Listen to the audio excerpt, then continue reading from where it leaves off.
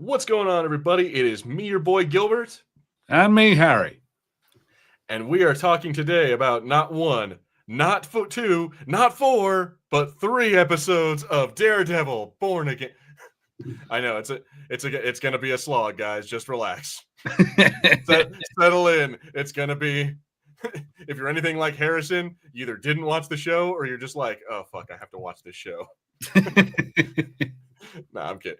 But in all seriousness, though, guys, yeah, we have 3 episodes to get through because we've missed many a week. We've had to cancel and reschedule and move episodes around because we've all had life. And so here we are. We're going to be talking about the 3 episodes. So first off, welcome to everybody and welcome to Harrison. What's going on, man? Hey, man, I'm doing good.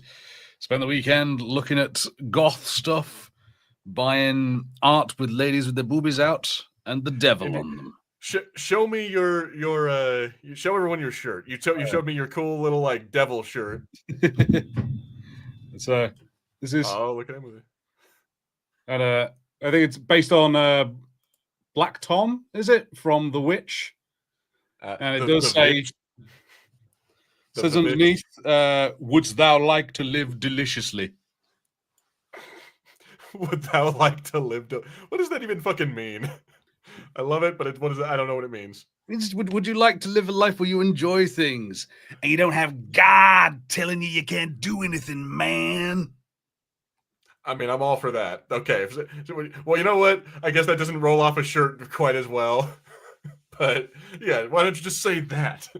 No. Oh, shit. I think it looks like you might be muted. No. Still can't hear you. I don't know. Did your mic get hang on. I don't know what's oh shit. Is it did I mute your mic? Yeah, no, it says that your mic isn't connected. So I'm sorry, everybody. You'll have to give us a second. While we do that, I'm gonna say what's up, Patrick, in the comments. It says an animal blouse. If that's what Harry's wearing, is an animal blouse. See, because he can't. Oh no! There we go. Now I just heard something. Talk. Okay, yeah, you can. This is a different mic. There we go. Yeah, now we go. We're back. We are back. Okay, we're back. Sorry about that. Technical difficulties averted. We are back, everybody. So again, Harrison, what? Yeah. So goth. You went to a goth thing, goth festival, goth market. What was it? Yeah, it's a thing up in Nottingham where Robin Hood's from, and it's like a bar. Well, yeah, like a building in a bar, and a building in a bar, a room in a bar, a bar in a building. Yeah, and they fill these rooms with people selling their stuff. So lots of people selling taxidermy and various weird art and weird sculptures and stuff. I got like a sculpture of a heart, like an anatomical heart on a frame that's going to go up on the wall, and some metal drawings of bats and prints of literally like the devil and Wendigo and Krampus and stuff. So yeah. So Harrison, don't take this the wrong way, but are you Muse? Are we going to find out after all this time that you are actually Muse? No, I don't make it myself. I just pay someone else to do it, and so I just go and buy it. Because I find out that you have like jars full of human paint, I'm gonna be real freaked out, man. There's a human bone I've got somewhere, but I lost it. It's somewhere in the house, but it's only like that big. You know, no one missed it. It's a pinky bone. It's fine. Yeah, it's fine. Love it. Anyway, so yeah, let's go ahead and get. What did you think of Daredevil? give us your initial thoughts on these 3 episodes. What do you think? Is it living up to any expectations, or are you not? Not enough devil, too much Catholicism for me. They're okay. They're good. I think these 3 episodes as a whole, I like the fact that the story is kind of moving on relatively quickly. So we go from one issue to another, and we're starting to build things. So we're gonna start out with the aftermath of the death of White Tiger and what that means with the police and with Fisk and with Matt. and then go through and end up, discovering that Muse is on the prowl, a confrontation with Muse.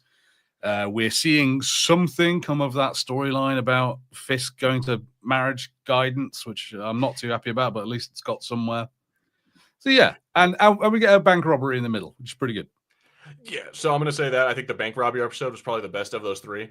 It had the most action going on. It probably was like the best shot, and I think we'll talk about it when we get to it. But yeah, there's a lot going there that I think really worked. Let me see here.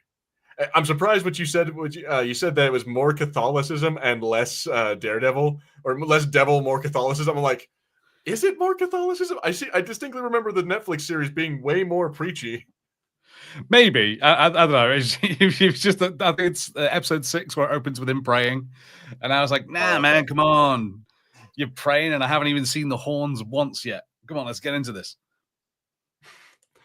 He was just okay, Patrick, you're drunk. Go home. Nah, but all right. So let's go ahead and get into the first episode then. Because I don't know if it has more. Well, I guess we'll have to see if it has like a lot of like Christian or like Catholic overtones, because I don't remember that. I think I was being unfair to it. I don't think it particularly does. Again, other than he prays, praying. Yeah, he prays at the beginning, at the end of one episode. Starting to sound like a grifter, Harrison. They're putting religion in our Daredevil. No, but so we were talking about it a little bit off air. Like basically, it starts off in the morgue. Like the dude's putting all of White Tiger's stuff into a bag, gives it to Matt for reasons. I don't think that's how. I think that would end up going into police lockup, but as evidence. But yeah, I don't know. It seems very much the police are not doing much investigation into this, with the conversation he has there where he asks if they found a projectile, and they say, no, we didn't find anything. And he's like, I don't really believe that. It was a point blank shot to the head. You didn't find anything.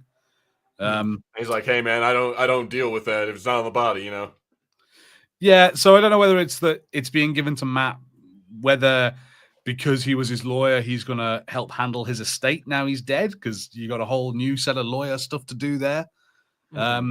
Or it does seem maybe it's just because it's convenient for the plot for Matt to have his belongings rather than his family. Just like fuck it, we're gonna give it to you because we need a reason for this girl to get a hold of it and become White Tiger. Yeah.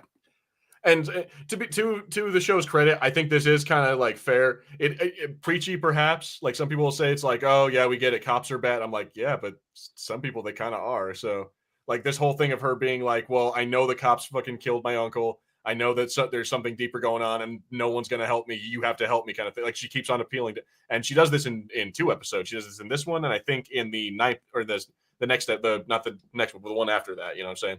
Yeah. Yeah, she in 2 of the 3 episodes, she is appealing to Matt, being like, dude, you need to go do something. Like almost as if she kind of knows that he is more than just a blind lawyer. Like she kind of knows that he's Daredevil. I mean, I suppose I can understand that she doesn't know where else she can turn to. Like he actually managed to help out her uncle, whereas, the police absolutely didn't. In fact, they were, the people that were causing him trouble. So she doesn't trust them to do anything. So she's gone to like one person that maybe she's got proof that he could actually get something done. Yeah. So I'm just like, it's just, I think what I was just getting at is that it seems like she knows a little. Like, if I wouldn't be surprised if they if she comes up and she's like, "Oh yeah, I figured it out that you were Daredevil a long time ago because whatever reason." I wouldn't be about that. And then like her just getting the like maybe it's like he finds her in possession of the amulet trying to do some White Tiger shit, and then she's like, "I already know that you're like he's Daredevil dressed up," and she's like, "I know who you are, Matt," like that kind of thing. Like I could definitely see that conversation going on. But that's an interesting idea, though. I don't know why it didn't occur to me. Like, could Matt put on the necklace, and could he get the super strength and then be even more formidable than he is now? I don't see why not. I'm like, it just kind of just put that shit on, tuck it in your fucking suit, you're good. Let me see here. Okay. So yeah, after that scene, I kind of want to just skip over this because I just do not care about about Fisk's little like intern, trying to fuck the fucking reporter. Yeah, his JD Vance here. Yeah.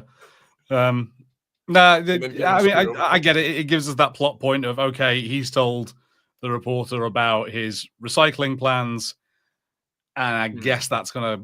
Well, it does come up again later, and will have some greater consequences later. Yeah, see, I like the. I mean, we're kind of skipping a piece. I think as it's in a later. It's either in another episode or it's a late. Oh no, it's this episode. Yeah, so we do have the consequences where he's like, "Oh well, you know, it was my fault." Like, because ends up writing a paper, or she ends up like sending the article to like, you know, she drops the dime basically. She tells on him, and he feels like an idiot.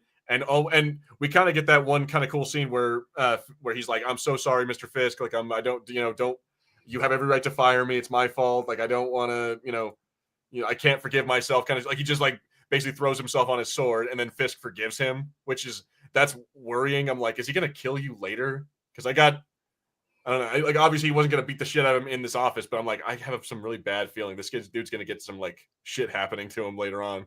Yeah, it's going to be interesting to see, like, whether he's going to see something that he shouldn't see, say something that he shouldn't. Yeah, the fact that Fisk is doing his, kind of criminal thing of demanding loyalty at all costs, and yeah, he kind of, in a very sinister way, in that sort of almost like a drug lord sort of way, lets somebody off on something minor, but makes it very clear, like, I will kill you if you do this again.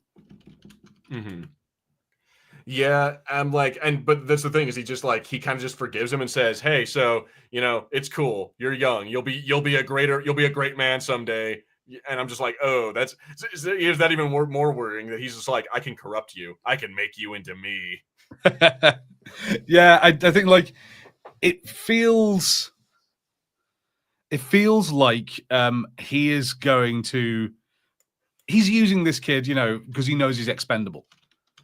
At some point, Fisk doesn't really care about this guy. He just likes the fact that he'll do anything for him.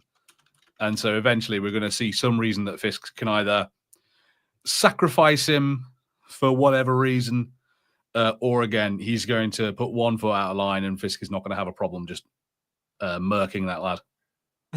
Just like crushing his head in the door, in the car door. Yeah. Yeah.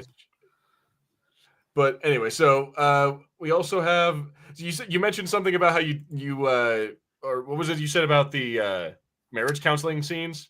Yeah, so as the show goes on, we start to get a little bit of a plot that might have anything interesting in it come out of this. But at this point in the show, like this is something that I just could not care about. I'm just like, man, I don't want to see this. I appreciate that. I think these scenes are setting up Fisk for a fall. And we're seeing it coming through that he's trying to do better, so he's doing all the right things to do. He's going to counseling with his wife to help save his marriage. He loves Vanessa. We saw his whole obsession with her and stuff in the old Netflix show. But I just find it really tedious, and I'm just like, I don't know, or something. My bad about that. Sorry, I fucked up and I clicked the wrong button. Say that again.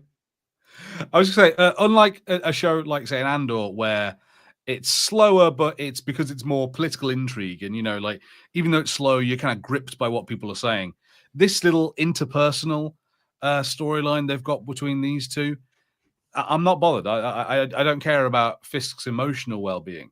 I want to know really much more about his criminal empire. And even the fact that Daredevil's girlfriend is the counselor, it feels so old hat.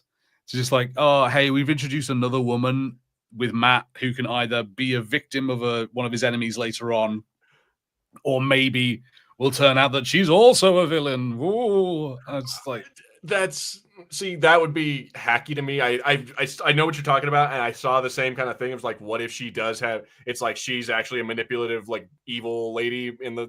I'm like, dude, that'd be so fucking hacky because it's like we already had Elektra. We already went through like, I don't know. I mean, just let Matt be happy. God damn it! Like, just leave the chick out of it. Like, just what? He has a girlfriend. There, she's there. Like, does she have to be involved with his fucking arch enemy? No, I wouldn't think so. But maybe the show can prove me wrong.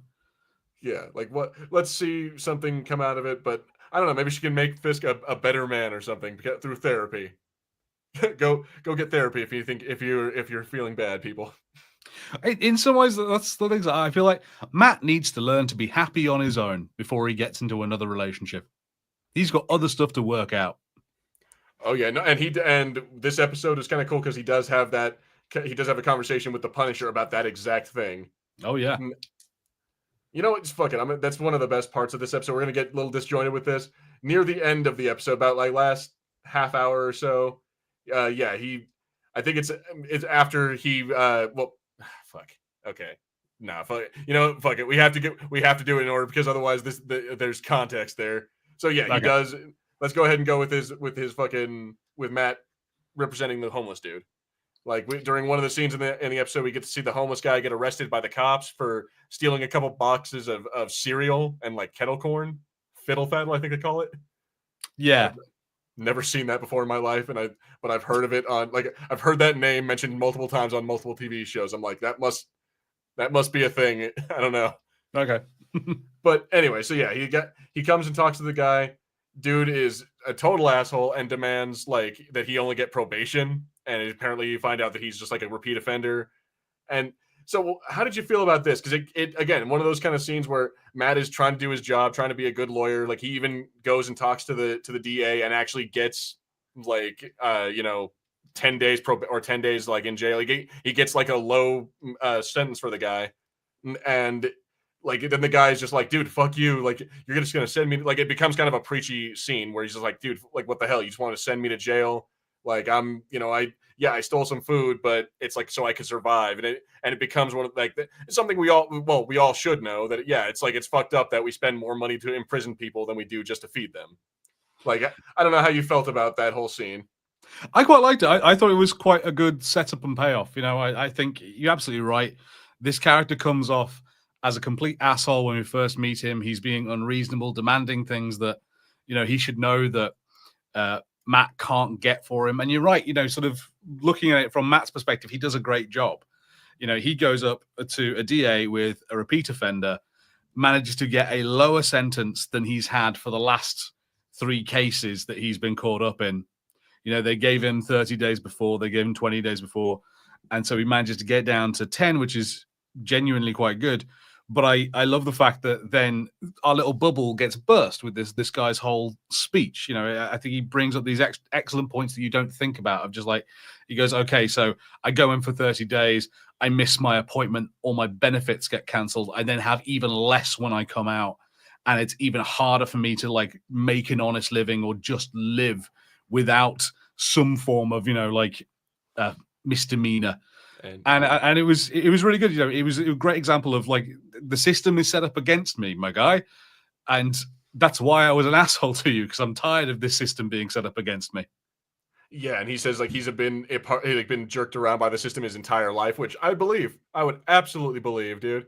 It's like, yeah, like I had to live on food stamps when I was in my 20s, like when I was in college, and I'm like, yeah, nah, dude, that shit sucks, and it's incredibly hard to get on it and stay on it. So. Yeah, no, it's fucked, man. So I'm gonna say I think it is, again. It's kind of preachy, and it's kind of like it's one of those. It's a double-edged sword. It's like something that's important that people like. It is a message that should be out there, that people should be like aware of. But at the same time, it's like, God damn it, dude! I just want to watch my superhero show. I think it sort of annoyed me a little bit because I've seen specifically Daredevil do this before, and it feels like a lot of this season is this of there being major systemic problems, which are why so many people are suffering and why Matt can't get the justice for those people as a lawyer that he wants to get. And he's doing nothing about it. Exactly. All he has to do is just sit back and be, I did my job. Like, and even as Daredevil, like he doesn't do things to fix the system. He doesn't, sort of like hold people who have made these like systems that you can't navigate and are always against you. He doesn't hold them accountable in any way. He just kind of like breaks the legs of dudes in alleyways. But the dangerous people aren't the people in the alleyways. See, now the funny thing though is that it's interesting that you say that, because Well, if I could get back to this part. Okay, so there was this whole scene, and then earlier the little girl coming and talking to him, being like, "Hey, the system is fucked up and it's against us, and we're not. It's like nobody is helping us." Like these are both very formative scenes that make him go and investigate on his own. He goes and starts doing a Daredevil thing by going into the alleyway and being like, he drops the bottle and starts like trying to find where the casing fell, and he does end up finding the bullet casing with the Punisher skull on it, which leads him later on to Frank Castle. So that's why I wanted to talk about these two scenes, because they do start like he like while doing his lawyer thing, like, and trying to be, trying to live by his vow and like try to be like, no, I'm not going to be a superhero. I'm going to work by the system. I'm going to do the thing. Like multiple times in this show, he's seeing how it's just like fucking him over multiple times. Like it's failing, And so I think it's stuff like this that is leading him to be like, you know what? Maybe I do need to go back to breaking dudes' legs. Like, which is I guess it's the wrong message to send, but break still, congressmen's legs. That's what we need. We need representatives with their legs broken. Break billionaires' legs. Go drop a billionaire off a 5-story building. Either that or do more work as a lawyer. Like, he's got that thing of like, I represent the little guy. Stop doing that. Like take cases to like higher courts. I mean, not that they're worth much these days, but take take these cases and go, hang on, no, you have to change this. This has to be changed. It is entirely unfair and rigged. Yeah, no, see, that's trying to become like a constitutional lawyer, or trying to become like a fucking like, higher up, like someone with pool and shit. Like, yeah, no, as opposed, I get why he does the whole like, well, I want to be a friendly neighbor. He's a friendly neighborhood Spider-Man, but he's a friendly neighborhood lawyer man. Yeah, do you know what? Matt Murdock will probably do the most help by being a judge. Be a judge. that would help a lot. Boom. Fucking that would actually be the best thing he could do. I'm gonna firmly agree with you on that. Become a judge. Go get appointed to the Supreme Court. Become a fucking make the law of the land, my friend. And I'm not expecting that to to happen immediately. That he could he just hasn't applied for the job of being a judge. But I'm like, if that was like Matt's like major goal was like, I'm trying to be a judge so I can actually fix this, I think that would really help. He could absolutely do that. Yeah. So I want to talk about this. How I guess we just chalk it up to his Daredevil powers. How the fuck did he, after finding this casing and feeling that it was a Punisher skull, he just tracked down Frank Castle like it was nothing? Like, he just walks fucking to Frank Castle's hideout, just knowing exactly where it is. Yeah, I don't get that. Maybe he could smell Frank. I don't know, like that's one of the things. That's what it's got to be. He's just like, he can hear his voice, or he can like smell his scent, or he can just, there's something that he just like knows that he's on him like a fucking bloodhound, because he just like, he picks that up. It's just like, oh, it's him, and just casually walks to fucking Frank Castle's fucking basement. I'm just, how did you feel about this scene? Because this scene kind of implies that Frank is a loser who's doing nothing right now. Well, so we do see that he has like, he's on pills and shit like that. He seems like to be kind of like a little out of it, because it takes it like he's ready to kill Matt until he's like, hey, it's Matt, like, and he's ready to murder him, and it's like, so you can see that his PTSD is not doing well. But we also see in the background of his like he has got, let me see here if I can find it, but yeah, like he's got like a map full of stuff. He's got like a bunch of like X'd out targets and stuff. Like this is definitely his war room, and so he's been doing stuff. He's been working, but okay, he's just not going after Bullseye or Fisk, or he's going after like cartel members and fucking like the Irish mob and shit. Like he's doing what he was doing in the Punisher TV show, just offing fucking gang members. Okay, so we just sort of, we're to assume that has been happening, but we just haven't sort of heard about it yet. Exactly, and but he does say like, oh well, check this. Like when he shows him the casing, he's like, oh, a bunch of fucking copycats. Like, so he's aware that there are people doing what he does as well, and it seems like he just doesn't care.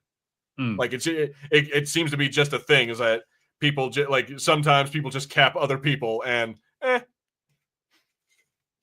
like I don't know, because yeah, like ever since I know this isn't his show, and the other shows shouldn't have to put a news reel about what the Punisher is doing, but it's like we haven't, like you said, we haven't really heard anything about what Punisher's been up to or where he has been. So maybe it's just not being reported, or they just, people are just like, we don't care. The cops, like, so the cops aren't like doing anything about it because some of them agree with him.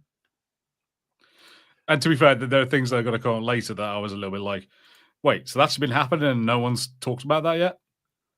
Like what? Go ahead. Some of the stuff with Muse that's going to come on later, because they mentioned people going missing, and then and then when it comes up with the sheer number of bodies and the very specific way that people have been killed, it's just like, wait, what? Like, how did you not know about this? Yeah, no, you're right. You're right. Like when they show, like I think that's in this episode as well, or yeah, no, in this episode they show Muse taking someone back to his fucking lair and then like sucking the blood out of them for his stuff, and it's like, how did you guys, like, these aren't just like homeless people he's abducting. These are people who would probably have family members or friends or people who'd be like, hey, where is that? You know what I mean? Like an outcry would start happening for missing people. But yeah, again, maybe that's like the point of this is that there's so few cops, or like the city is so like in such turmoil that it's being allowed to happen and nobody is like talking about it or thinking about it. Possibly. But so yeah, again, another one of these scenes that I think that kind of sets up Matt's like return to being Daredevil is the Punisher full on just being like, dude, you didn't, like, he's saying, you didn't come here for like asking me for help. You came here for permission. Like, you want to go beat someone up and you want me to tell you it's okay.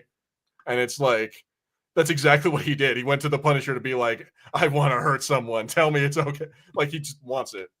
I kind of love the idea that that's their relationship. Just every now and then, Daredevil turns up and he screams at him, and he goes, "Yeah, cool, okay." But thanks, Frank. I do think it's funny how he gets him so pissed off. Is like, oh yeah, you fucked up and you killed your friend and your friend died, and he starts punching him, and like Frank just fucking takes it. He wants him to get angry and do it, and like right after that, he's like, I do kind of like the scene where Matt's like, oh god damn it, no, like, and just like you can see he really doesn't want to do it, but he does, like he does, but he doesn't, and it's like it's kind of strange to have that, like it's weird to have that kind of like dichot, or that, I guess, disassociation in your mind of like, I want to be violent, I want to hurt someone, but at the same time, I want to do, like, be good. Yeah, I think there's a lot of us as teenagers that might have experienced that. But I can never remember the name of the actor who plays Frank. I really love John Bernthal. John Bernthal, that's it. I really love that John Bernthal has like one gear with Frank Castle, and it's fantastic. He really does. Oh shit! I completely missed this earlier. John says, "Isn't this show weird because Echo implied that Vanessa was dead? What, didn't she?" No, I don't think Echo did. I think it just implied that Fisk was like, away, that he was busy doing his own like criminal empire shit.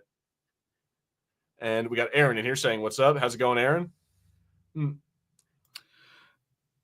see, it's never going to happen. Charlie Cox, Matt Murdock will never meet his time variant played by Ben Affleck, because Affleck is done with the superheroes, apparently. That's what he said about Batman, but then he ended up in fucking one of those, the Flash movie. Yeah, and he was in the Flash movie briefly, wasn't he? He was also in, like, I think it might have been an Aquaman at one point, or there was one of those movies where he was also like, oh no, there's a Suicide Squad. Yeah, I mean, yeah, the man's got to eat. Yeah, but I also don't blame Ben Affleck for being done with superhero movies, especially given, like, because I know that Ben Affleck was a huge Daredevil fan. And like when Kevin Smith did a run in Daredevil, Ben Affleck like wrote the foreword to it when they made it into a trade paperback. Like, he fought hard to get the role of Daredevil, and then such a bad movie came out.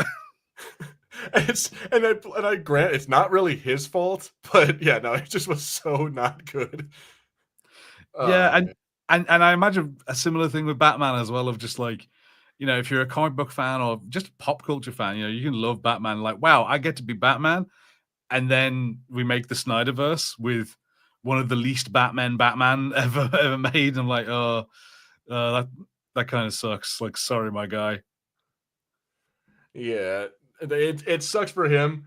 And yeah, like, we're never gonna see, and like, obviously we're like, I think it would just be it would probably make the film weaker if we did ever see Charlie Cox meet his the Ben Affleck, Matt Murdock. If these two Matt Murdocks ever met, it would not be good. It would be taken as cringe. And I think it's a good thing we don't.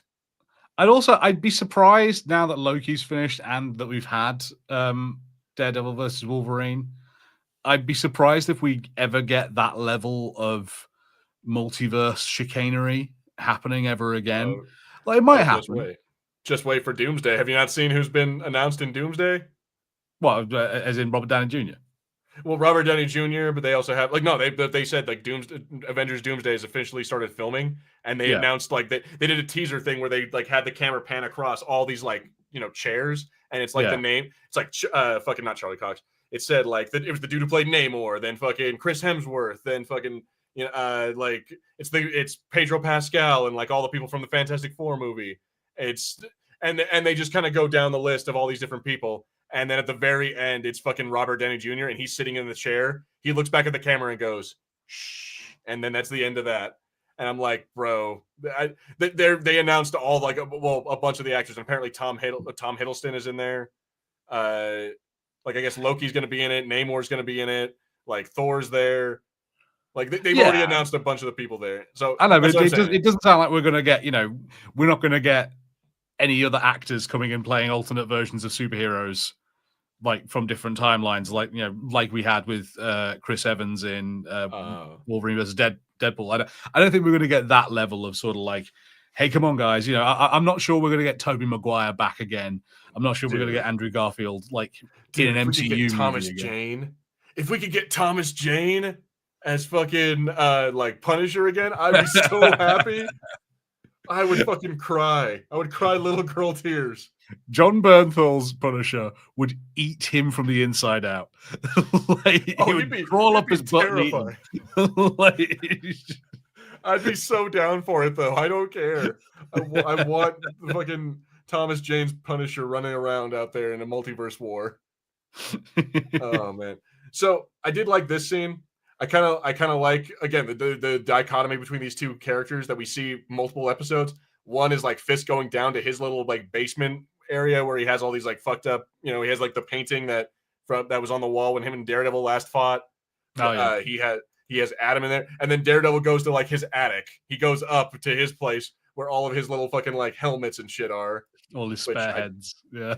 I kind of like that, how he has like different uniforms and shit, which means that over the last few years, like over the last 10 years since the Netflix show came out, he's been putting up some work. You know what I'm saying?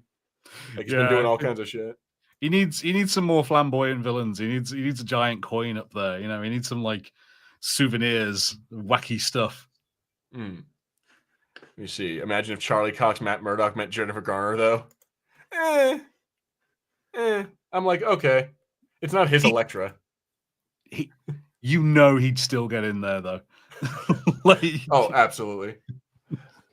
So I want to talk about this. We get to see Adam for the first time who we get to see kind of who Adam is. I still don't know who this actor is or if I should care.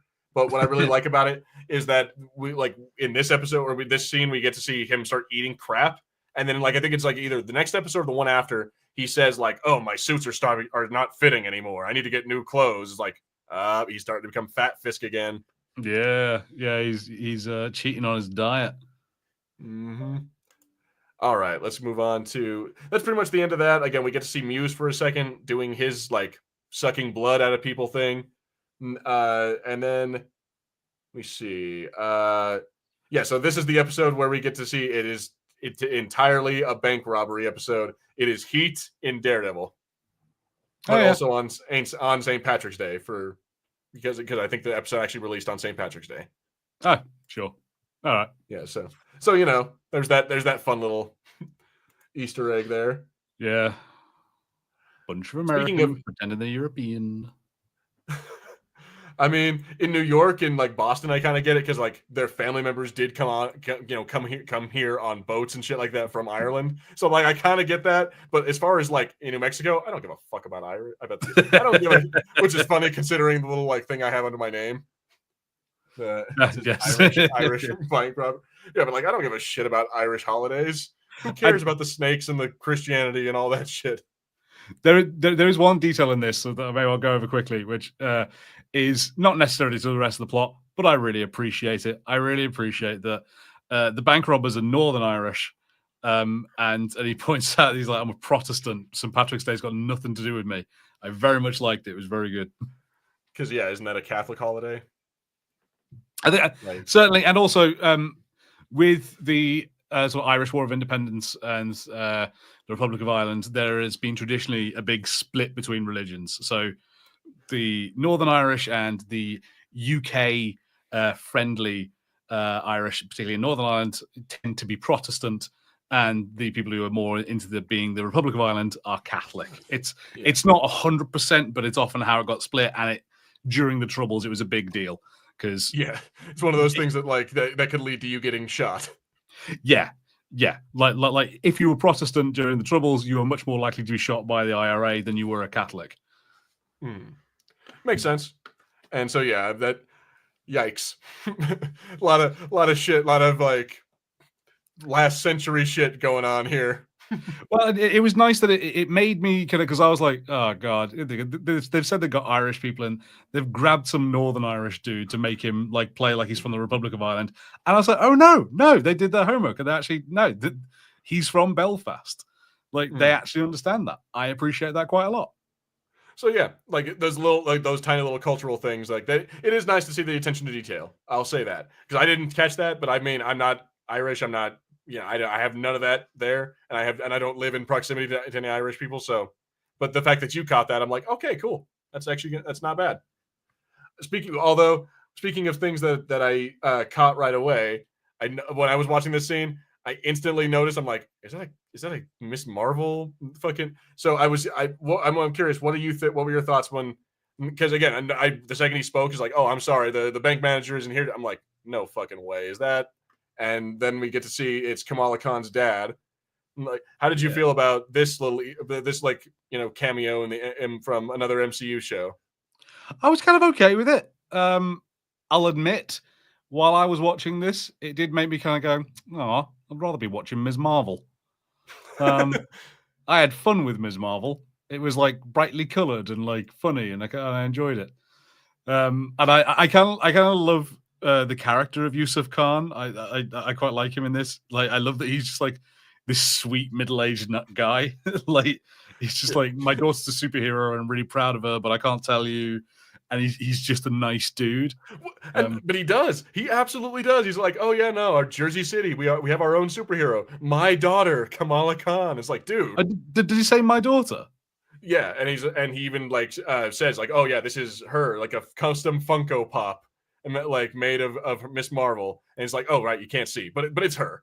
I'm like, for some reason I thought because I knew he said about his daughter, but I didn't think he said that she was Ms. Marvel, and I know, and yeah, he definitely said that Jersey City has their own superhero.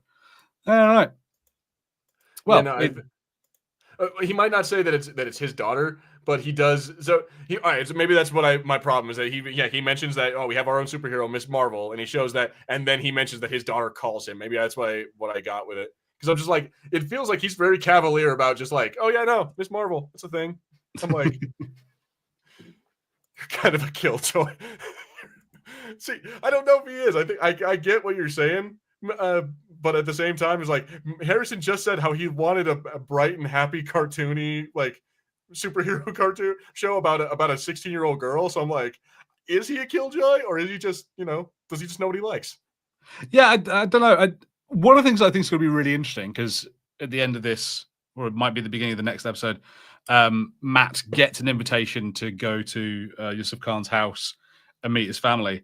And this is one of the things like that they are two very different worlds meeting, like within the MCU, of the bright and colorful, much more friendly to its target audience of teenagers, Ms. Marvel, and then with what this man does, with what Matt does to a guy at the end of this episode, it's such a difference.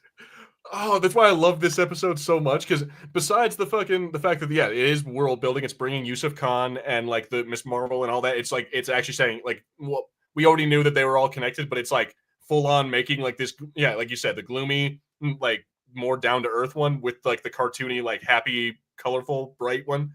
it's mixing these two worlds and making it like, yeah, no, Daredevil and Miss Marvel are gonna interact later on down the line, like later movie, later show, somewhere down the line, they're gonna team up and shit's gonna happen. More Avengers stuff. Like, but I think what was my favorite about this was also just the fact that it was just like really good writing and really fun. Like the characters were kind of cool. It kind of felt like you were actually watching like a heist movie, while also like him having to figure out how to be Daredevil without giving away that he is Daredevil. Like, and without getting everyone killed.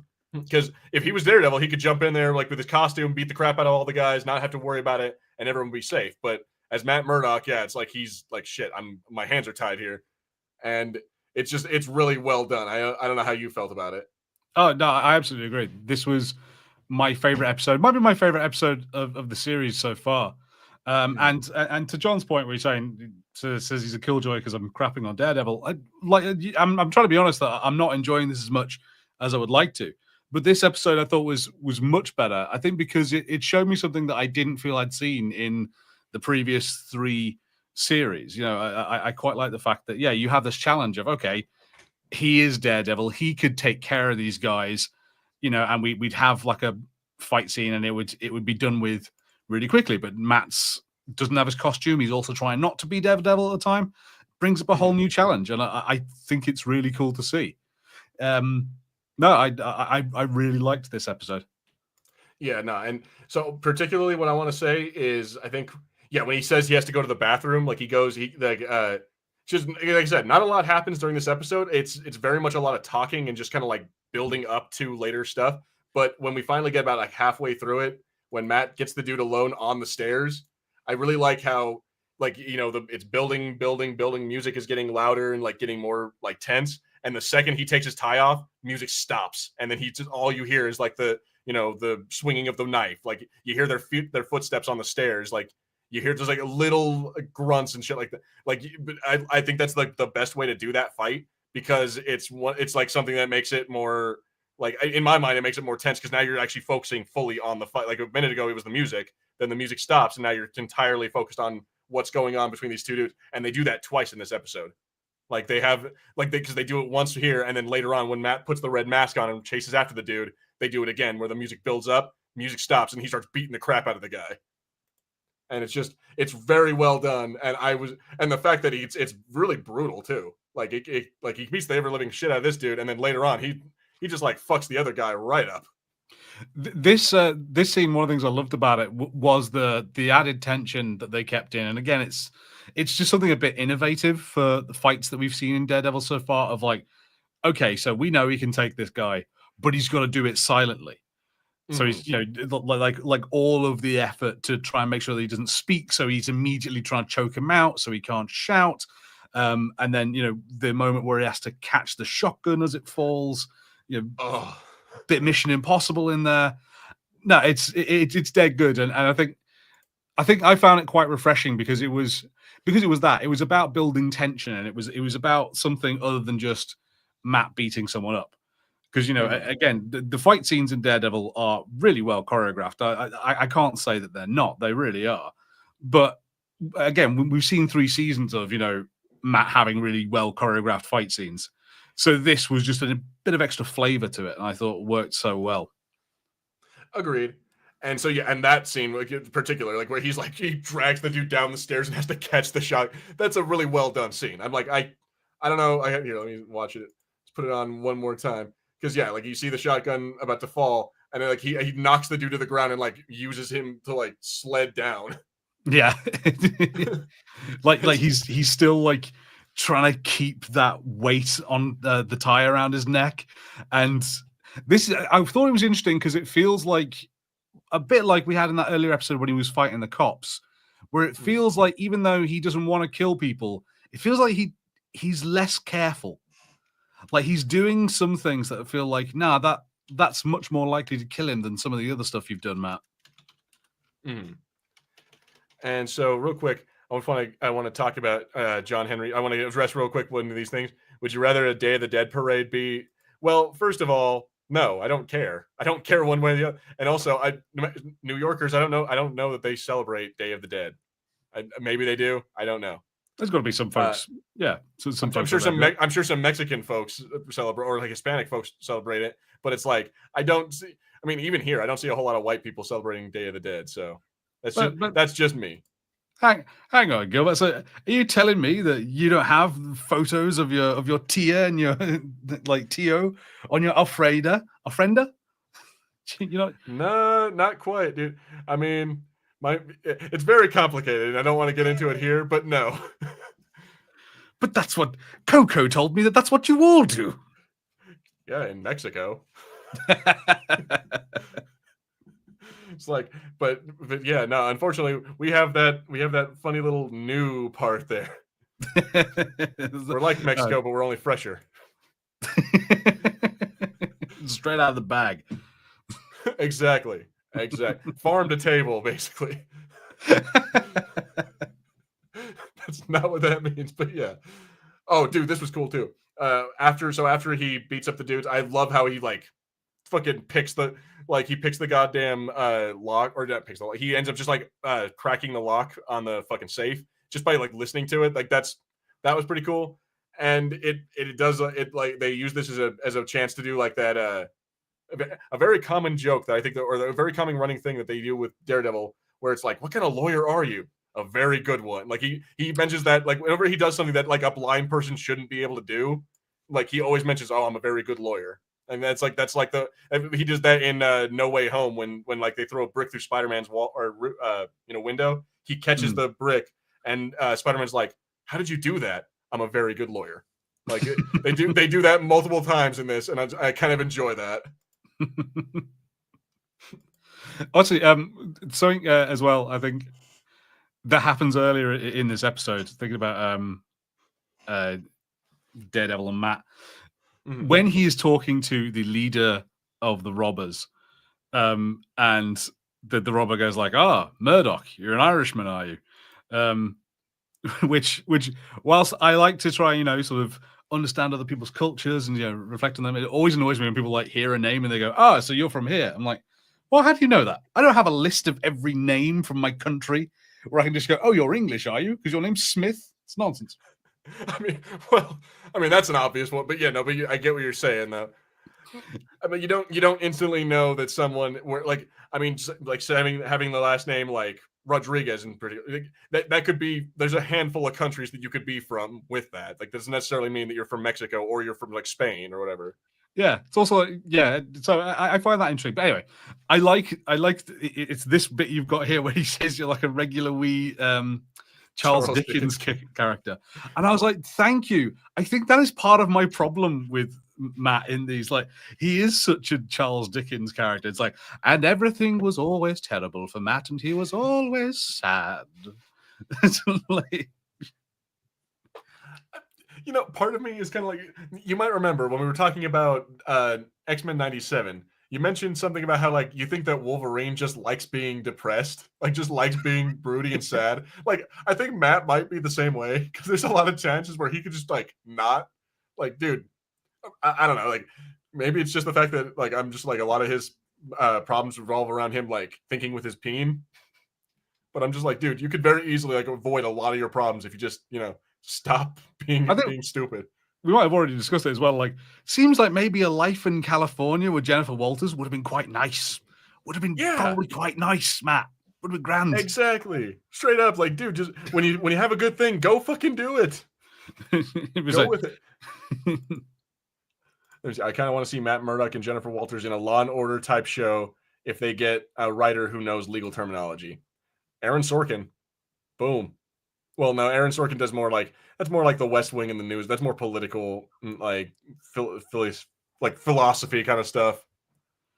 I want to know who they'll get to be, like, maybe I'm thinking specifically Law and Order SVU. I want to know who's going to be the Ice-T character. Who's the guy? Okay. Who's the guy who turns up and is like, it's a new thing that they got going. They're making children fight each other with teddy bears. You mean that cockfighting with little children? It's like, that's fucked up, man. Yeah. Yeah, no, dude. So who is the Ice-T character? Oh, just to be extra racist on this one, Blade.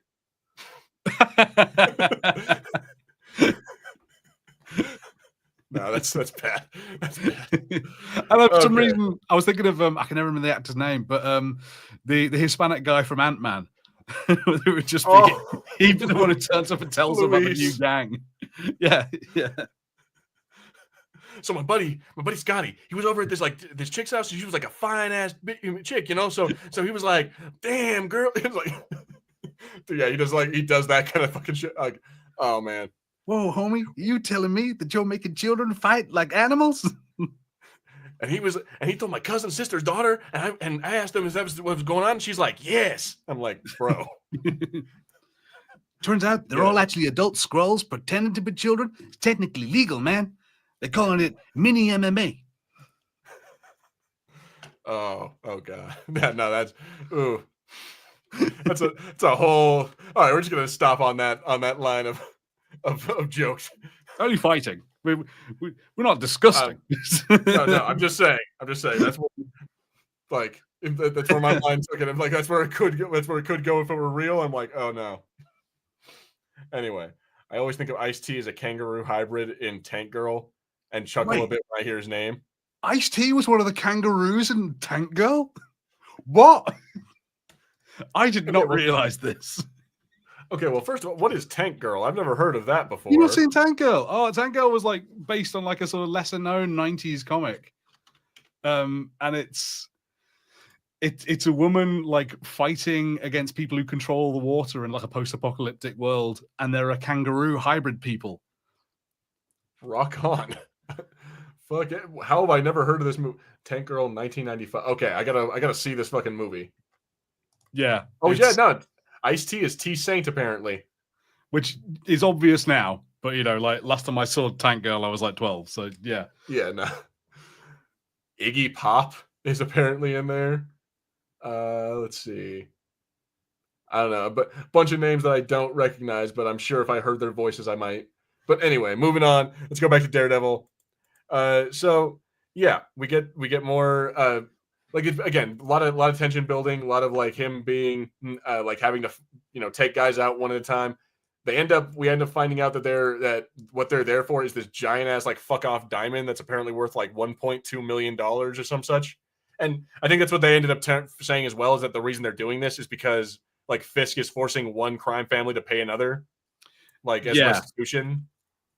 Yeah, it's interesting, and because I think they mentioned like we won't have to bother about that guy again. So I was wondering whether there's some sort of thing about this ultimately leads to a plan to just get rid of Fisk. I can see that. I was so fascinated by because it's a very distinctive gemstone. They say it's a diamond. So I'm like, is this something special? Is this a thing? You know, it's not an infinity stone, I assume, but is it something else? As funny as that would be, it's the soul stone. Yeah, or obviously the infinity stones have been destroyed, but I don't know, is Vision gonna start coming after this? Like the fake Vision that exists now, gonna find it because he wants some fancy stones to put in his head? Well, the fact that they don't name this stone, they just say, "Oh, it's the gem," or it's the diamond, it's the whatever. They just call it by generic terminology. If it was like, "Oh, it's the heart of the ocean jewel," or whatever, if it was the heart of the fucking fire, like if they gave it some kind of fancy name, then I'd have to Google it and be like, "Is this like a comic book thing? Is this a thing that's like a special?" But the fact that they don't do that, I don't think so. I think it's just a safety deposit box that they just knew. Like, oh, some rich asshole had a diamond in there. Okay, all right, yeah. Like they really kind of fudge the details on the whole thing. Like the guys are they later on have the wool over their eyes pull, or they have like this wool over their eyes moment where when they're letting all the hostages go, it turns out that one of the ladies, like the chick in the purple, was actually in on it with them as well. Yeah, Which watching this episode a second time, I realized that Matt actually knew that the whole time, because he was like, you can hear him listening to like the heartbeats and like all the breathing of everyone in the crowd, and like for a split second it focuses on her, and I'm like, oh shit, he can hear that she's not worried, like he can hear that she's completely like calm. Yeah, that makes sense. So that explains why later on when like they have the thing where the guy hands off the diamond to her, he actually hands off a piece of candy because Matt knew, like he pickpocketed it off of her, like he knew right away. that she was in on it. So I'm like, I kind of like that little detail. And later on, when we have him like return it to Yusuf Khan, I kind of like that, like it's in the candy dish. Yeah, like that's cool. That whole part was cool. To say nothing, of course, of the coup de grace of this episode, where he finally like he kind of just says like, fuck it, I'm gonna be Daredevil for a second, and then just beats the ever living shit out of this guy. And I'm it's great. Go ahead. It was a good fight, you know. It was interesting. The Irish bank robber kind of does quite well against Matt Murdock. Does better than other people have done against Matt Murdock. He almost suplexes this guy. Yeah, right there. Yeah, no, he does well. Actually holds his own. And I think a big part of that is also that Matt hasn't been fighting in a while. He hasn't been doing the Daredevil thing, and also he might be just kind of out of practice. We need to not discount how much of the weight his suit carries. Like the fact that he has like armor and does because in the first season he was constantly getting stabbed and shot and shit like that, and just was laid up constantly. That's true. So having that suit makes a big difference. That smash into the bottle of the face. Oh yeah, and that right there. Him jumping on it and cracking his leg. Oh, you were almost good enough, but your shins couldn't hold up, my guy. Yeah, no, I love that. He fucking gets him like he's just leaning there, and he puts his full fucking weight into the jump, and it's like, oh, dude, you just destroyed that guy's leg. Oh. Yeah, Ms. Marvel didn't do that. It's very different vibes. That's what I mean. Is that like someday down the line we may get a West Coast, because again, like we mentioned it off air, is that they Yusuf Khan said that Kamala's in California, right?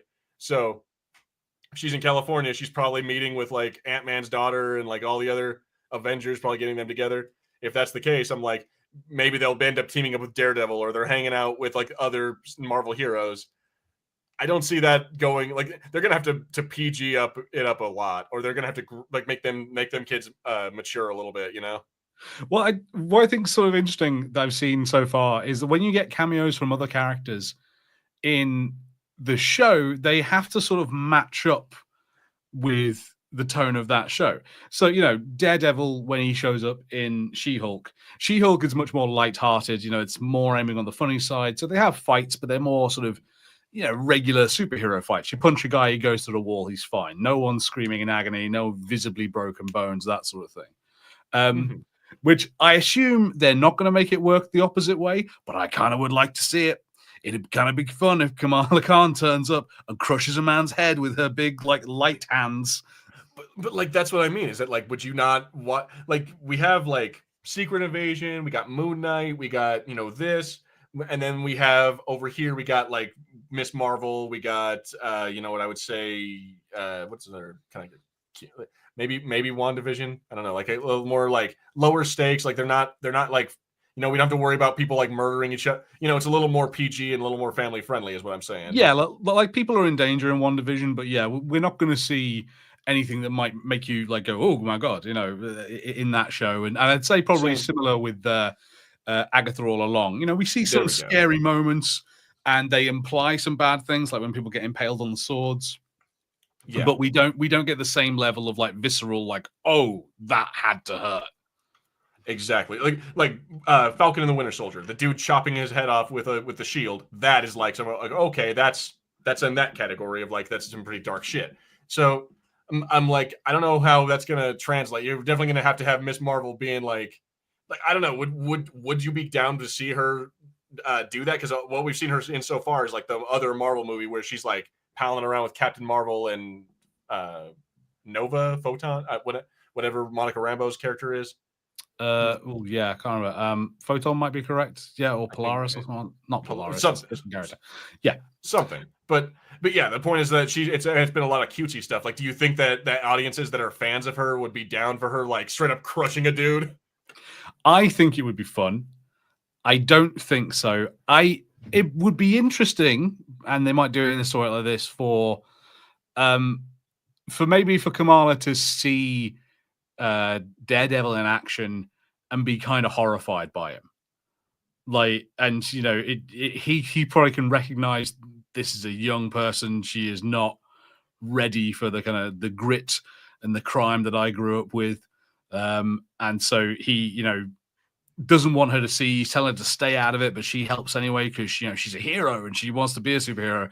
And then watches him, shatter a man's pelvis, and it's just it's just like, oh my god, this is what the superheroes do.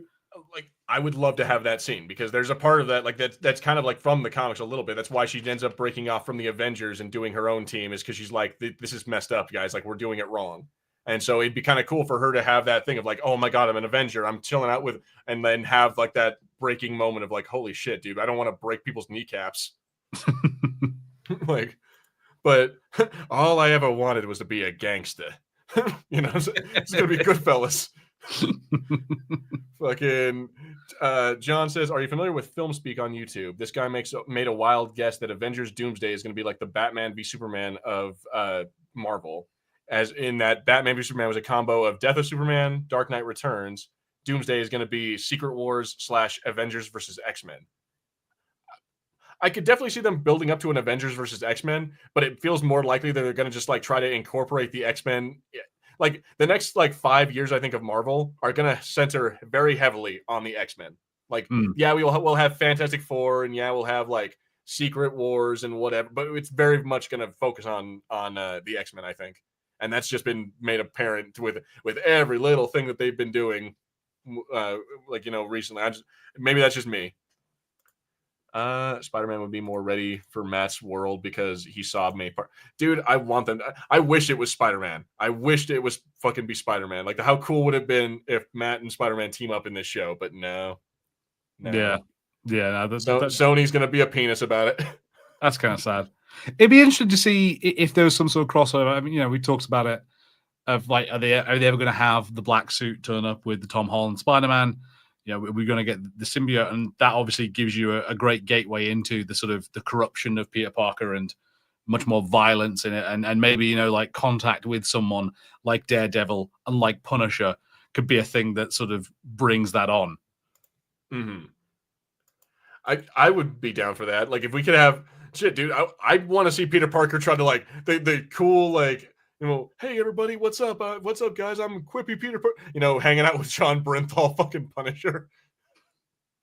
Like, that would be. I would love to see Man Spider. I've been talking about Man Spider for years, but I think it'd be kind of fun.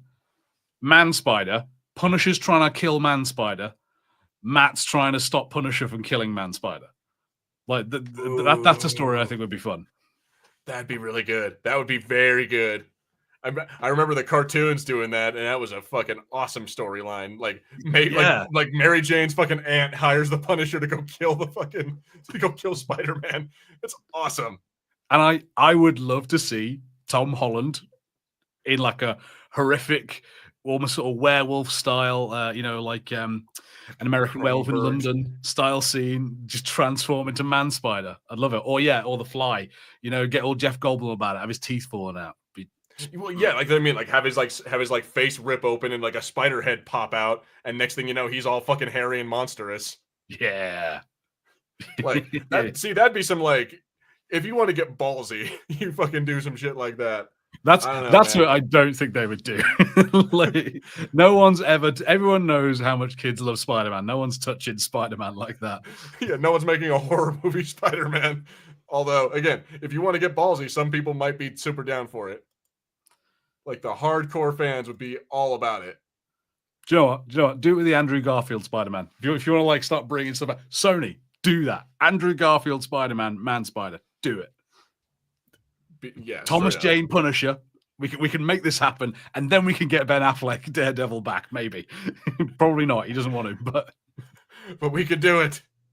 With the movies that have come out recently, I could see them trying to do Morbius, Spider and Kraven battle, depicted in the 90s Spider-Man cartoon. Ooh. Like, as long as it's not that one fucking Kraven. I still haven't seen that movie. I don't care about that movie. I don't care about the Sony like an era of movies. I gave 2 fucking Venom movies a try, but I'm not doing any more. Yeah, I haven't seen that Kraven movie. I normally would give an actor a chance to do it again, because I think we've seen that a lot of the times the actors aren't necessarily the problem. It's the movie overall that's the problem. But having said that, would I want a Jared Leto Morbius again? No, I would not. No, of course not. No, like that. There's their first problem. Trying to be like, ooh, let's get someone who, Jared Leto. That he already has the Joker thing go like that fucked him up. But it's also like, let's get someone who's like never been in a superhero movie, who's like not really a superhero type, and then let's put him in a superhero movie. It's like, nah, dude. Like, it works for Tom Hardy, I guess, because he kind of does strike me as like the superhero type. But like all the other people that they've chosen, I don't know. I think that like Madam Web is particularly my example of that. And it's like I don't think 50 Shades of Grey girl is like hero. Yeah, it's not the candidate you want. John has suggested interestingly of Brad Pitt playing Norman Osborn like Tyler Durden. I suppose, do you mean sort of in the way of like, it'd be kind of funny. It would be kind of funny if they got Edward Norton to be Norman Osborn, and when he looked in the mirror, like Green Goblin was Brad Pitt. That would be kind of funny to see. I might be kind of down for that. I don't know. I don't know. So but I was thinking Brad Pitt as Norman Osborn might be weird. I'm trying to think of who might be a better one for Brad Pitt, because I'm like, Brad Pitt in the MCU could actually kind of work. I think if you make him a proper villain. Willem Dafoe's Norman Osborn is fantastic. It's really hard to think of someone who's going to do like even a different one, obviously, but one that feels up to that level. Like, he's so good at it. Yeah, no, he did great. And then I mean, whatever you feel about James Franco, like him being like him being the Goblin, but him being Harry Osborn, I was okay with that. I thought it worked. Yeah, you know, I mean, yeah, it's fine. I don't have much bad to say about those movies, other than the third movie is such a disappointment. Yeah, Topher Grace was a bad. That's what I'm saying. Topher, you got to stop putting people who aren't meant for superhero movies into fucking superhero movies. Anyway, so let's go ahead and get started. I love how this is what you were talking about, I believe. He starts off this episode with praying. It's just like, I'm so sorry, God, I broke that man's leg. It's like, dude, relax. He's a piece of shit. Like, we get to have, I think it's a little fucked up. We have his girlfriend. Like, I don't go in for religion, but I think it's funny how his girlfriend walks in. Wow, you still pray? It's like, what the fuck does that mean? It was a little bit like, you date this man, right? Like that's like a real. I kind of assume that that's what Matt tells everyone he dates. Is like, by the way, like I'm very much a Catholic, and it means a lot to me. Like, I'm deeply religious and I believe in God, and we get, whole spiel. I'm like, I feel like it's something that maybe it shouldn't be like a deal breaker for a relationship, but it's still something that needs to come up. Yeah. So, but I mean, I can see it more in terms of a story point, I suppose. Of we're just establishing that, he still has his faith, and it still comes up because we haven't seen him do it as much this season. You haven't had him going to confession, going to speak to the priest like we saw before. So it's like, no, it's still an element that's there. And again, that I sort of took from this to imply that like he does that because he keeps that foggy funeral card with him. I think we see it earlier on. He just like picks it up in the morning and he takes it. It's in his suit. So I get the feeling that maybe this is something that he's doing regularly. As he's like contemplating the death of Foggy and praying. Probably and also as you mentioned, he wants to be Daredevil again, and he's getting very close to doing it. So it probably is very much like a reaching out for guidance moment of he wants to know if he can do this or not. Yeah, it's like an alcoholic trying to not take that, like trying to not slam a beer. It's like, give me the fucking strength. Exactly. Yes. So we also get a little bit actually of this part where she starts talking about how like, hey, do you think you could hook me up with your friend, fucking Frank Castle, so I could interview him? And it's like for her book. And I'm like, I think this is the starting of that thing you were talking about, is like her being put in danger or into like, being put into harm's way in order to like motivate Matt. And it's like, oh boy, you're going to get involved with the Punisher, and the Punisher's some shit's going to go down. Yeah, it's kind of sad that she's Karen 2.0. Like, she's having like the same sort of plot beats of like she's going to get too close to other characters in it. All of this is going to get in the way of their relationship. I mean, with the fact that at the end of this episode he puts the suit back on again, we've seen it. Once he starts being Daredevil again, everything else really suffers. Yeah, that is true. I doubt his relationship is going to last very much longer, especially if she finds out that he's Daredevil. Mm. Like she might, or worse, she might be into it. She might be like, "Dude, fucking tell me everything. I want to write a book on you." Yeah, yeah, or yeah, we might find this thing of like she's going to perhaps in the second season she's going to be able to out him. You know, maybe she figures it out, or she just knows, and then without his permission, sort of behind his back, is going like, "I've spoken with Daredevil. I know these things about Daredevil," and starts Oh yeah, giving away it's like stuff. I'm a friend of his, or I have an inside ear kind of thing. Like she starts like using that. Okay, I can Yeah, see that. So let's talk about this. You mentioned, I think I'm not sure if it was offline or during this episode. I forget, but you did mention how it's weird that that they didn't if what's his name, if Muse has been like kidnapping people, that it wasn't known, like, or they didn't figure it out, or worse, like they said that they say in this episode there's like 20 different like Muse paintings around the city, and so these have been like a known thing, and nobody figured it out until now that it's like human remains or it's human fucking blood. yeah, and that they mention that when they. So how does it all go? The guy from Sanitations tried to clean off the mural, couldn't get it off. They said it was some sort of epoxy that's been made with human blood, and that when it was tested, they found that it had to be from like 60 different people. Yeah, the DNA matches up with like the remains of 60 different people, and so these are all different victims that he's been mixing together. And So it's let me that just. seems that's oh, here we go. Well, because I'm thinking, because like I think we had. Okay, fair enough. So the record count for a serial killer in the United States, Samuel Little, who confessed to committing to 93 murders. So I think, was he the original Night Stalker Eron guy? I'm not sure. But you know, like the one of the biggest guys for a very long time was John Wayne Gacy, who was like 37. 60 victims is a lot for a serial killer. You are batting up in the top figures there if you're getting 60. And then yeah, and like it's a very specific MO if he's draining all their blood. I don't think we know necessarily what he's doing with the bodies. I mean, at one point we see like he when the two chicks like they come up to him and they're like, "Oh, hey, your name is Muse, right? Like, can you take a picture with us, or can we take a picture?" He ends up putting their body right here, right here.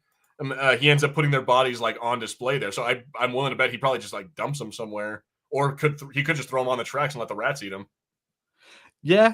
So yeah, maybe it's that yeah, people aren't finding the bodies because obviously, I say obviously, unfortunately, disappearances are like really sadly common, and certainly among like certain demographics, there are loads of disappearances that just don't really get investigated that much because it's very difficult to investigate them, and there's not the funding or the care for them. Exactly. So Like if you don't have enough police officers to investigate the crimes, it's like, well, yeah, and unfortunately, there is a huge amount of bias. If you ever look into like the Highway of Tears up in Canada, with the severe disappearance of Native or First Nations people in Canada, particularly women, and they're just not looking for them. So yeah, it's a whole thing. But anyway, it's like what Fisk says is kind of really valid when he goes like, if sanitation finds out there's a serial killer before the police do, maybe I'm right to be messing with the police. Like that's you've got a point. yeah. I do really like the different paintings. Like if you actually look at it, the art is actually kind of cool. I And I'm know. like, I want to know who they commissioned or who they got to like make all these weird little Banksies. That's good. That's a good point. Oh, I wonder who did that.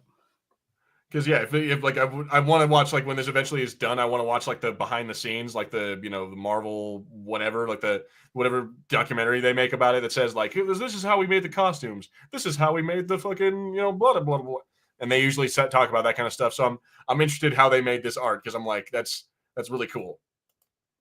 But yeah, you mentioned they all have like the police commissioner comes in there, starts talking to him. Like he's like, I need this, that, and the other. I need a bunch of like police for. And Fisk is like, dude, you're useless. Like you couldn't even figure out there was a serial killer like right now. And so, yeah, like you said, maybe I'm right to defund you and like to stop like listening to you. And so what he ends up doing, and this is the part. Well, also, I want to talk about this for a second. We got this part. They did mention for a second that there's like another vigilante running around, the swordsman, and it's obviously this guy from Hawkeye, from the Hawkeye team. It's Kate Bishop's stepdad. So we got him running around. I don't know how I felt about that. I'm just like, okay, he's here too. Like he's another. Again, it's very weird because it's fun to see this character again, but he is such a different tone to this show. Like, you know, this guy is fun and upbeat, and you know, like seems to, you know, like old pirate movies and Errol Flynn and stuff like that. And like, are we gonna have him thing going? Yeah, I was gonna say he's got like a Zorro thing going for him, and I'm like, I don't. It just seems that's off for the whole Daredevil ad. Like him rubbing elbows with Wilson Fisk does not seem like it works. Yeah, it's like you don't need to put the cast of The Princess Bride in Fight Club. It's not going to work, you know. Yes, you do. I would totally watch Tyler Durden beat the shit out of the Dread Pirate Roberts. Good night, Tyler. I'll most likely kill you in the morning. Exactly. See, so yeah, but I guess I kind of forget what this whole thing was about. I think it's like he's he's at this dinner party trying to get like funding or something. I don't know exactly what it is about. I kind of all I know got it from it is that like the rich people are not really on his side. Is that there's a lot of people who are hoping for him to fail. Yeah, you know, that's again, there does seem to be a big theme of this show about sort of systemic issues, and like even Fisk is coming up against them.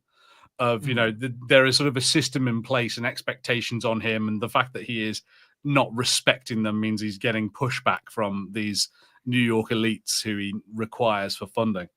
Who like the status quo, and he's just like, no, fuck all that. Yeah.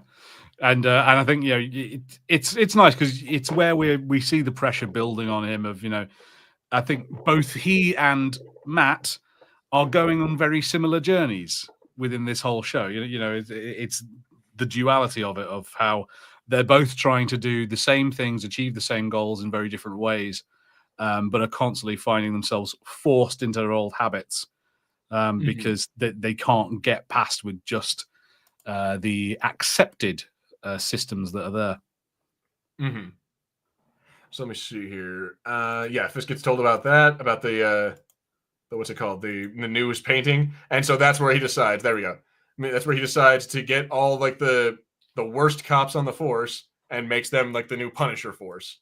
So and of course they all have the same tattoo. They all got the thing. Like I'm like, we knew what was gonna happen. We talked about it a few episodes ago.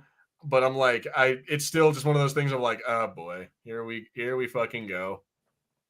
Yeah, like, well, and it's interesting. You know, I guess it's sort of making the point within this as well. Of, you know, Fisk is out here. You know, he's got this very big thing of he hates vigilantes, and he's trying to rid the place of vigilantes, but is of course creating vigilantes by making this gang.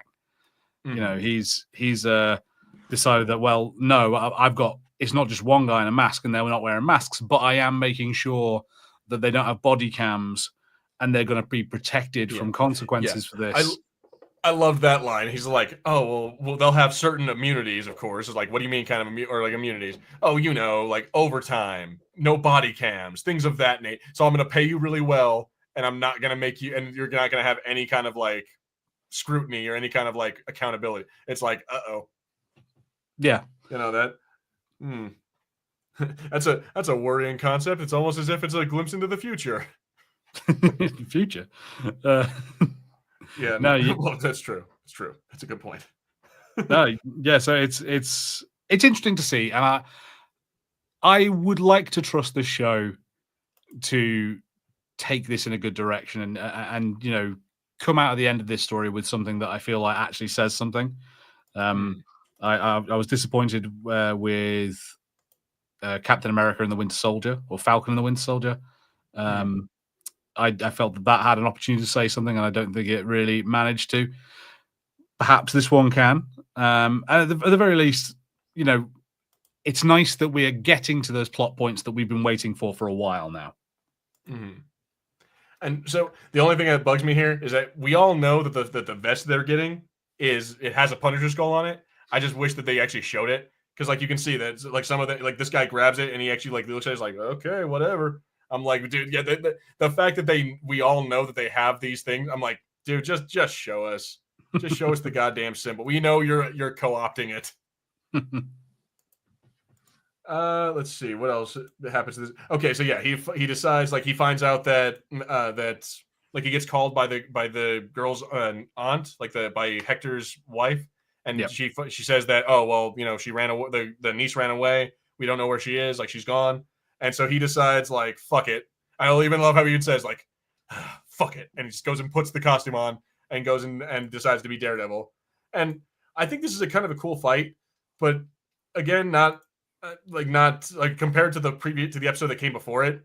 I think that it's lackluster. I don't know how you felt about it. Yeah, I think I'd go with you on that one. It doesn't feel like a huge fight. I mean, I suppose it didn't surprise me as much. I sort of got that vibe of like, okay, Muse is not a highly trained assassin. Muse is not, this incredible fighter. He's a serial killer. And a huge amount of time, like, serial killers like prey on people they can easily overpower that won't be a threat to them. So it sort of fits that a guy who could actually whoop some ass is going to take him out relatively easily. No, you're absolutely right. I think I think that's. I didn't think of it that way initially. You're right. He's like, he would be a coward, and he would and that's why he runs away. That's why when Daredevil's sitting there giving her CPR, like, Muse doesn't take that chance to like beat him up. He runs away. Yeah, so I assume, well, I'm hoping rather, that the more interesting stuff with Muse is going to be what happens next. I can't remember. Does Muse escape at the end of this? Because he has Muse, he's strangling him, and then he stops to go and save Hector's niece. Yeah, so he's sitting there choking him out, but I think at the end of that, he's gone. Like, he ends up looking like he picks the girl up and gets her out of there, but Muse happens to be like just completely gone at that point. Let me see if I can find it, because I think that's what, like, you find out that Muse ran off.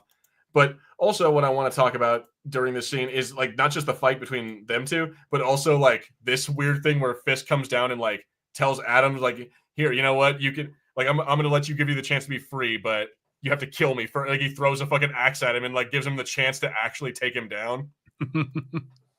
Like, this is what I was wanting. This is the Vincent D'Onofrio. This is the Fisk that we all wanted, or at least that I personally wanted, to do some like wild shit like this of like, oh, let me make a speech about how, some people think there's a fair fight, but blah, blah, blah, blah, blah, blah. Fair fighting is bullshit, and what equalizes if you use a tool, or if you use a rock, if you use a weapon, and so he throws him the fucking axe. I'm like, bro, that is the Kingpin I wanted. And god damn it if I didn't get it. Yeah, it's nice. And it's kind of fun to have this thing of like, okay, that's where the Fisk we wanted has been. He's been sort of letting off steam in secret. And I don't know whether this is the first time he's done something like this to Adam, or whether every now and then he messes with Adam because it's what makes him feel more like himself. Mm-hmm. Like, he's just...